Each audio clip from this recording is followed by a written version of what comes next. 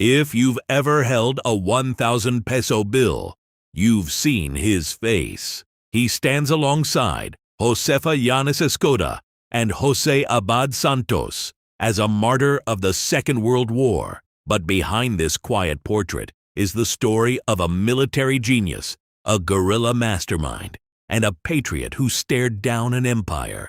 This is the story of Brigadier General Vicente Lim, the first Filipino to graduate from West Point, the hero of Bataan, and a man whose ultimate sacrifice helped pave the way for a free Philippines. Born on February 24, 1888, in Calamba, Laguna, the exact same hometown as Dr. Jose Rizal, Vicente Podico Lim's love for his country started young. Remarkably, at just 14 years old, he briefly volunteered for General Miguel Malvar's guerrilla movement against the Americans. But Lim's path would soon pivot to formal military excellence. By 1910, he accomplished something unprecedented. He became the first Filipino accepted into the prestigious United States Military Academy at West Point. Graduating in 1914, Lim broke barriers. He didn't just stop there. He later became the first Filipino to graduate from the U.S. Army War College. Returning to the Philippines, he climbed the ranks of the Philippine Scouts, eventually envisioning a modernized, fully sovereign Philippine Army. Lim's greatest test came in December 1941. As World War II engulfed the Pacific, Lim, now a brigadier general, was given command of the 41st Infantry Division of the Philippine Army. Placed under General Douglas MacArthur, Lim's troops were tasked with holding the line in Bataan.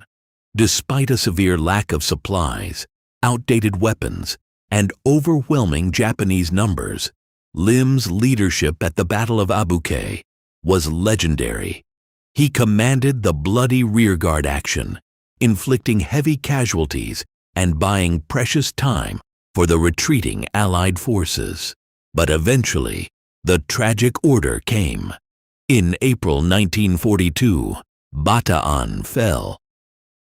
Lim survived the horrors of the infamous Bataan Death March. Emaciated and suffering, he was admitted to the Philippine General Hospital. But here is where Lim's tactical genius shined once again. As he quickly recovered, he realized his value as a free agent. With the help of his brother-in-law, Dr. Jose Rodriguez, Lim actively faked his incapacitation to the Japanese guards. Right under the enemy's nose, from his hospital bed, he secretly organized and commanded guerrilla resistance forces across Luzon. In 1944, General MacArthur ordered Lim to rejoin him in Australia to help plan the liberation of the Philippines. Lim made a daring attempt to escape via a batel, a large sailboat.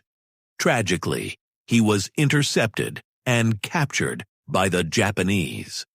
Enduring months of torture at Fort Santiago and Bilibid prison, General Lim never broke. He refused to betray his countrymen or surrender his operational secrets.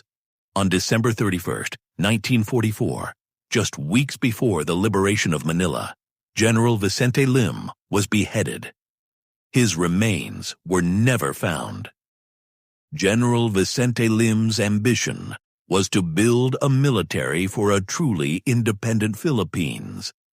While he didn't live to see the flag of a free republic fly, his strategic brilliance and unyielding spirit cemented his place in history.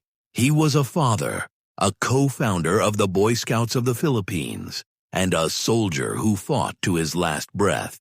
Next time you hold a 1,000 peso bill, remember the giant standing in the center. Thank you for watching.